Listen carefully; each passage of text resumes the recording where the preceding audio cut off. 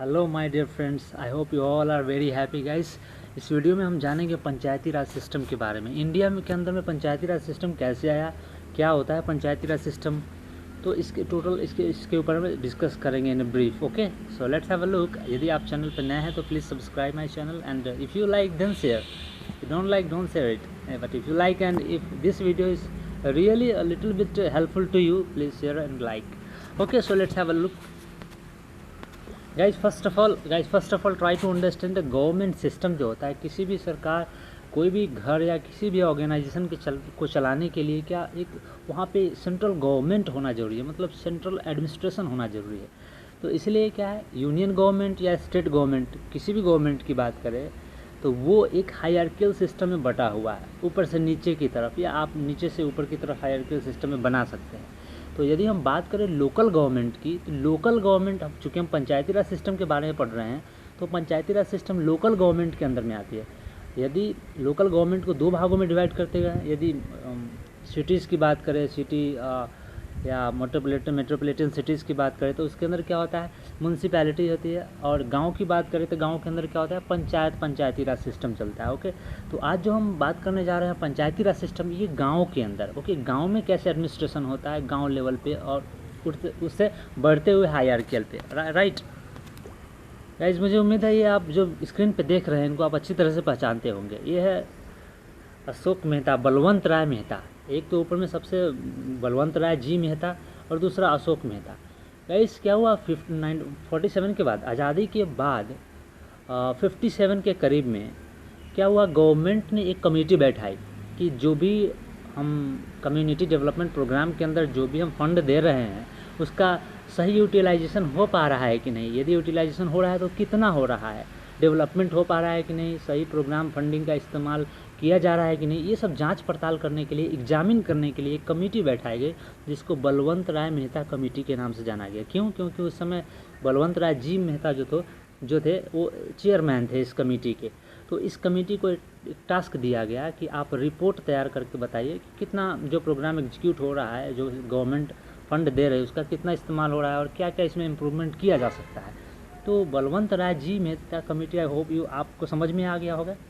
तो इस कमेटी ने क्या किया, सजेशन दिया। जब रिपोर्ट इन्होंने पुटअप किया था तो ये क्या हुआ, तो इस कमेटी ने 24 नवंबर 1957 को बलवंत राय जी मेहता चेयरमैन के अध्यक्षता में इस कमेटी ने ये रिपोर्ट दिया। रिपोर्ट देने के साथ एक आइडिया दिया और एक ऐसा जैसे कि सजेशन दिया है कि इसमें पंचायती राज सिस्टम होना चाहिए। इंडिया के गवर्नमेंट के अंदर में क्या होना चाहिए, पंचायती राज सिस्टम होना चाहिए।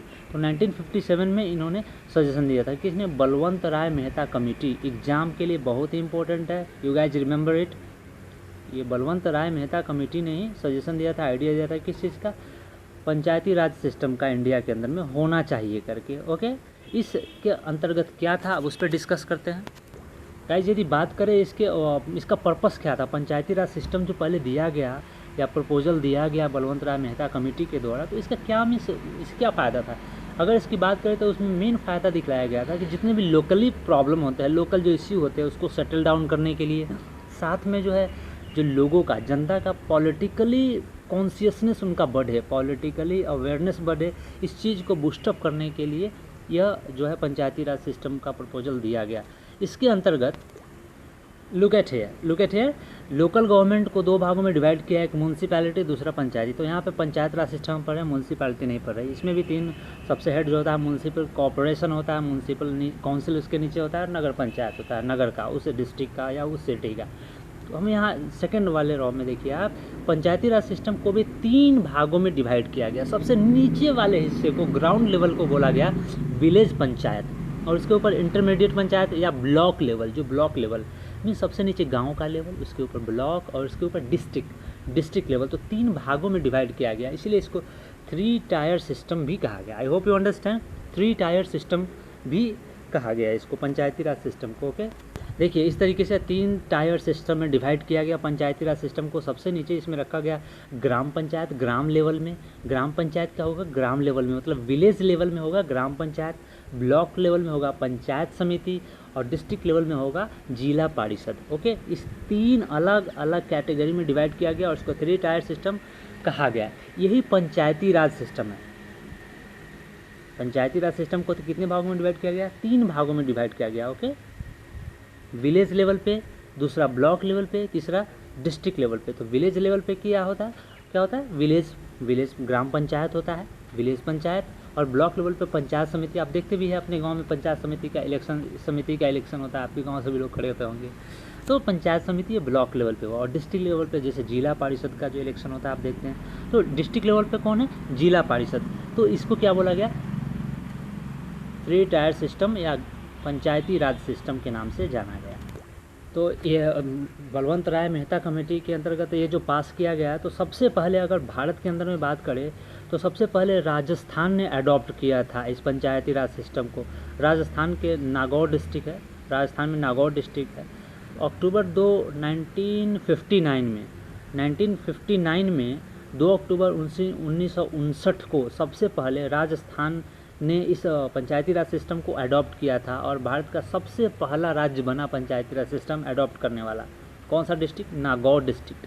ओके, उसके बाद धीरे धीरे आंध्र प्रदेश और बाकी के स्टेट भी धीरे धीरे इसको अडॉप्ट कर लिए और अपने भारत के अंदर में पंचायती राज सिस्टम लोकल गवर्नमेंट का एक मेन और बैकबोन बन गया।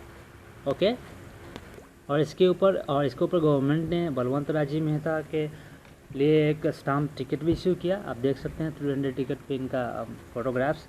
तो एक अपने आप में बहुत बड़ा गर्व की बात है कि उनके नाम के ऊपर या किसी के नाम के ऊपर स्टाम्प इशू होता है।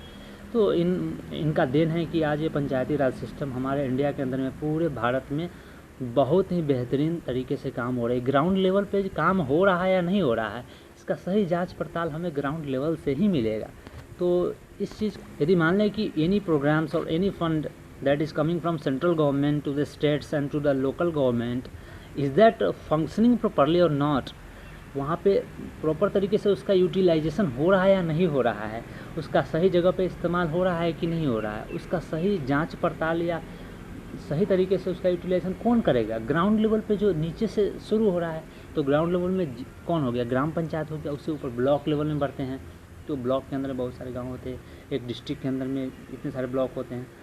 तो सबसे पहले गांव के लेवल में हो गया ग्राम पंचायत, उसमें ब्लॉक लेवल में पंचायत समिति और उसके बाद जिला परिषद डिस्ट्रिक्ट लेवल पे। तो ये 3 टायर सिस्टम पूरा पंचायती राज सिस्टम के बारे में है। आई होप गाइज आप लोगों को ये समझ में आ गया होगा, इसमें किसी तरीके का आपको डाउट नहीं होगा। और यदि अभी भी आप कुछ जानना चाहते हैं इस पंचायती राज सिस्टम के बारे में तो please write in comment box. Till then guys, keep studying and keep smiling. Take care of you. Bye bye. I see you soon.